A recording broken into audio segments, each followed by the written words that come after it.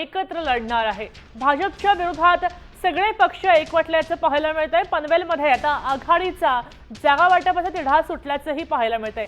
विशेष म्हणजे ठाकरे सेनेचा एकही नगरसेवक नसताना सुद्धा महाविकास आघाडीच्या इतर पक्षांनी ठाकरे सेनेसाठी जागाही सोडलेल्या आहेत। तर शेकापला 40 जागा मिळाल्या तशीही माहिती मिळते।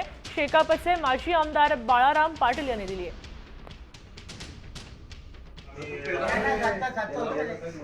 पनवेल महानगरपालिकेची निवडणूक आम्ही मंडळी महाविकास आघाडी म्हणूनच लढतोय।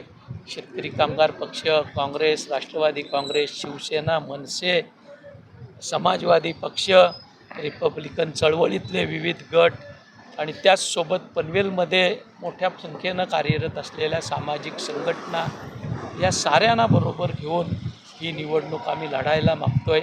आणि निश्चितपणानं त्या दिशेनं गेल्या 8-10 दिवसाच्या मॅरेथॉन चर्चेनंतर आम्ही शेवटच्या टप्प्याकडे आलेलो आहोत।